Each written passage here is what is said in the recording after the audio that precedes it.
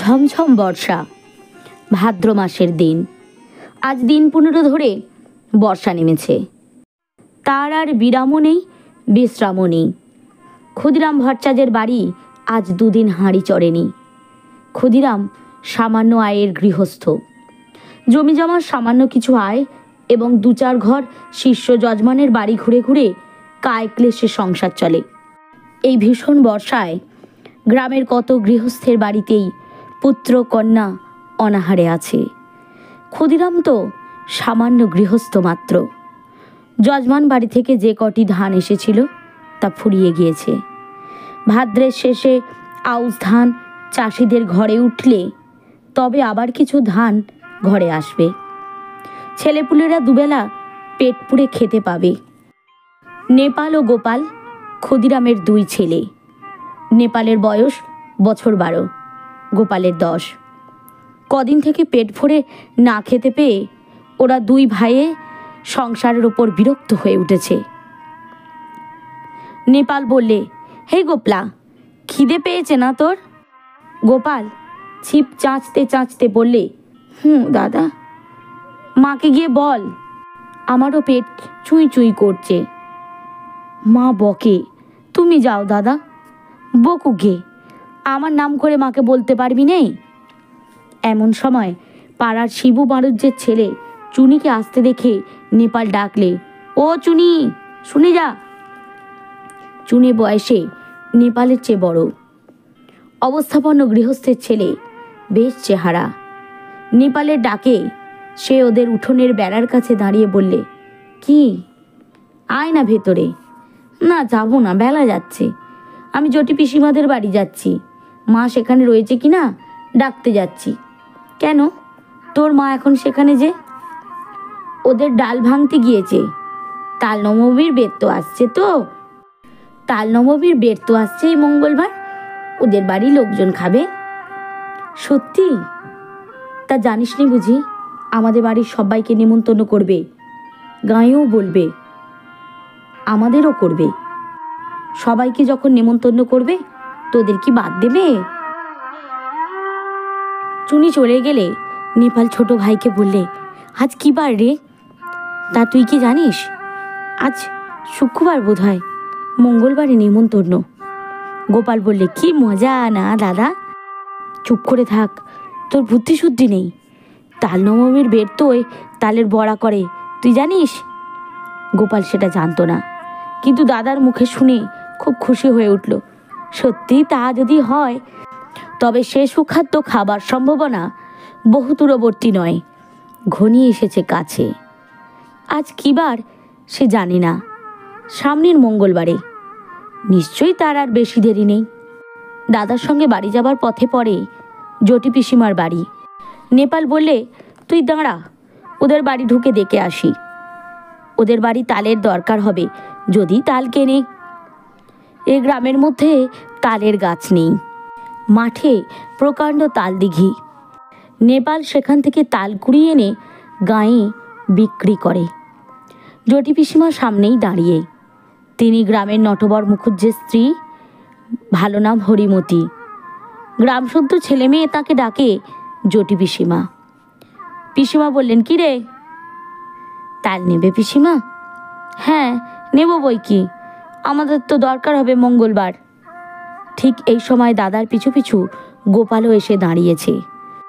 জটি পিসিমা বললেন, পেছনে কে রে?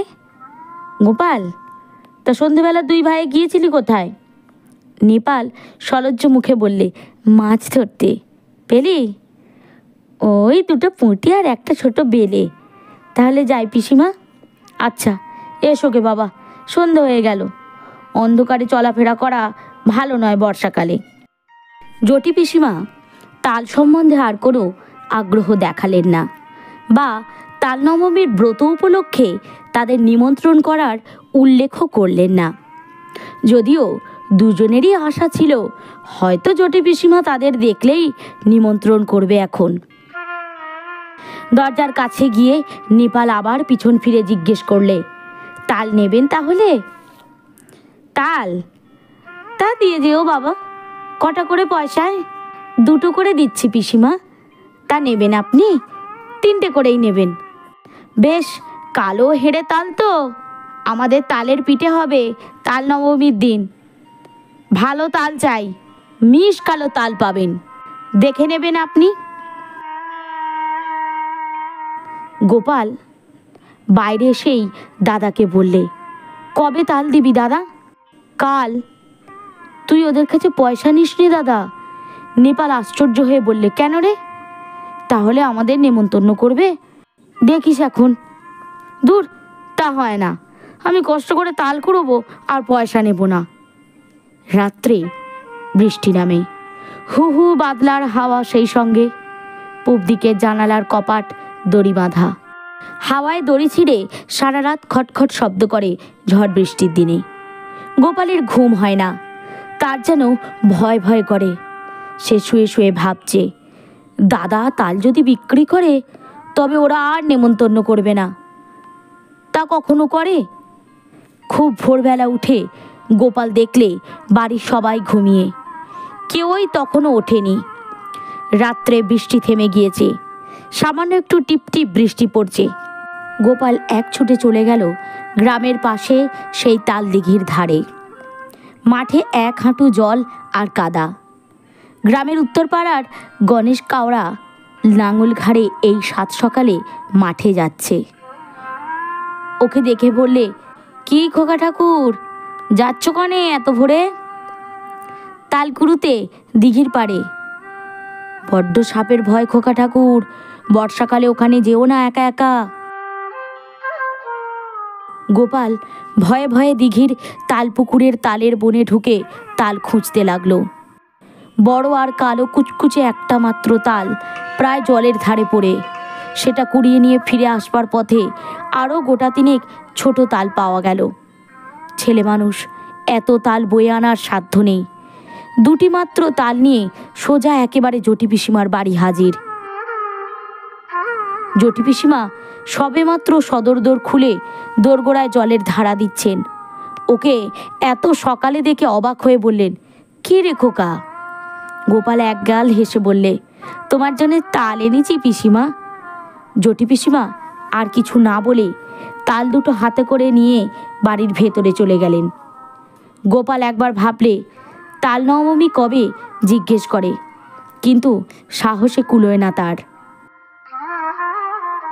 সারাদিন গোপালের মন খেলাধুলোর ফাঁকে কেবলই অন্যমনস্ক হয়ে পড়ে। ঘন বর্ষার দুপুরে মুখ উঁচু করে দেখে নারকোল গাছের মাথা থেকে পাতা বেয়ে জল ঝরে পড়ছে। বাঁশঝাড় নুয়ে পড়ছে বাদলার হাওয়ায়। বকুলতলার ডোবায় কটকটে ব্যাঙের দল থেকে থেকে ডাকছে। গোপাল জিজ্ঞেস করলে, ব্যাঙগুলো আজকাল তেমন ডাকে না কেন মা? গোপালের মা বলেন, নতুন জলে ডাকে, এখন পুরনো জলের তত আমোদ নেই ওদের। আজ কি বার মা? সোমবার। কেন রে, বারের খোঁজে তোর কি দরকার? মঙ্গলবারে তাল নবমী না মা? তা হয়তো হবে, কি জানি বাপু, নিজের হাঁড়িতে চাল জোটে না, তাল নবমীর খোঁজে কি দরকার আমার। সারা দিন কেটে গেল। নেপাল বিকেলের দিকে জিজ্ঞেস করলে, জটি পিসিমার বাড়িতে তাল দিয়েছিলিস আজ সকালে? কোথায় পেলি তুই? আমি তাল দিতে গেলে পিসি বললেন গোপাল তাল দিয়ে গেছে, পয়সা নেয়নি। কেন দিতে গেলি তুই? একটা পয়সা হলে দুজনে মুড়ি কিনে খেতাম। ওরা নিমন্তন্ন করবে, দেখিস দাদা, কাল তো তাল নবমী। সে এমনিই নিমন্তন্ন করবে, পয়সা নিলেও করবে। তুই একটা বোকা। আচ্ছা দাদা, কাল তো মঙ্গলবার না? রাত্রে উত্তেজনায় গোপালের ঘুম হয় না। বাড়ির পাশের বড় বকুল গাছটায় জোনাকির ঝাঁক জ্বলছে। জানালা দিয়ে সেদিকে চেয়ে চেয়ে সে ভাবে, কাল সকালটা হলে হয়, কতক্ষণে যে রাত পোহাবে।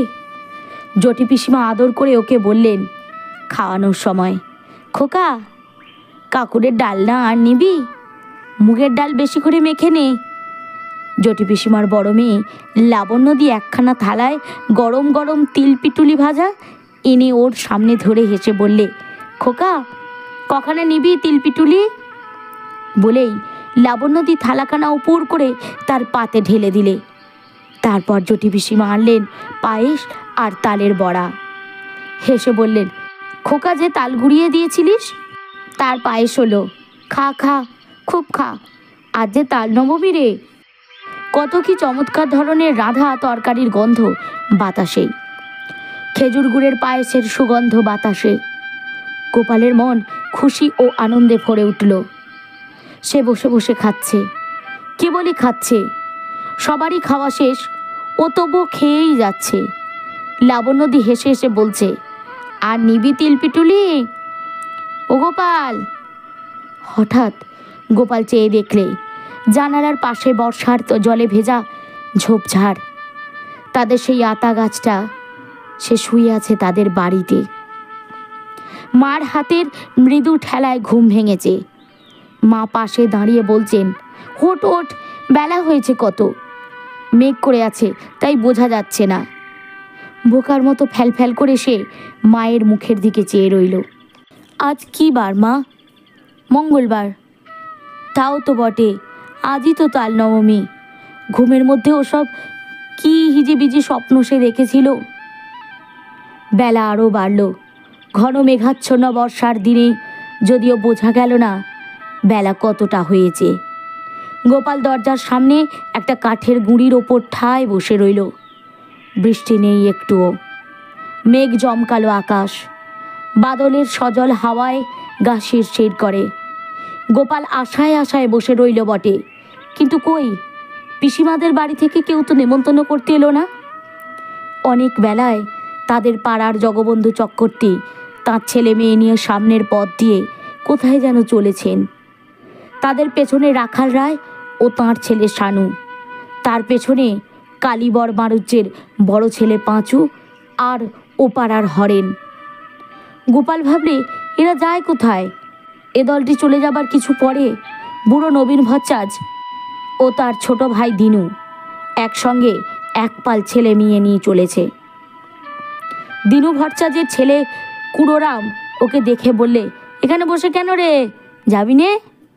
গোপাল বললে, কোথায় যাচ্ছিস তোরা? জটি পিসিমাদের বাড়ি তাল নবমীর নেমন্তন্ন খেতে, করেনি তোদের? ওরা বেঁচে বেঁচে বলেছে কি না, সবাইকে তো বলেনি। গোপাল হঠাৎ রাগে অভিমানে যেন দিশেহারা হয়ে গেল। রেগে দাঁড়িয়ে উঠে বললে, কেন করবে না আমাদের নেমন্তন্ন? আমরা এরপরে যাব। রাগ করবার মতো কি কথা সে বলেছে বুঝতে না পেরে কুড়োরাম অবাক হয়ে বললে, বারে, তাও তো রাগ করছিস কেন? কি হয়েছে? ওরা চলে যাবার সঙ্গে সঙ্গে গোপালের চোখে জল এসে পড়ল। বোধহয় সংসারের অবিচার দেখেই। পথ সে এসে বসে আছে কদিন থেকে, কিন্তু তার কেবল পথ চাওয়াই সার হলো। তার সজল ঝাপসা দৃষ্টির সামনে পাড়ার হারু, হিতেন, দেবেন, গুটকে তাদের বাপ কাকাদের সঙ্গে একে একে তার বাড়ির সামনে দিয়ে জটি পিসিমাদের বাড়ির দিকে চলে গেল।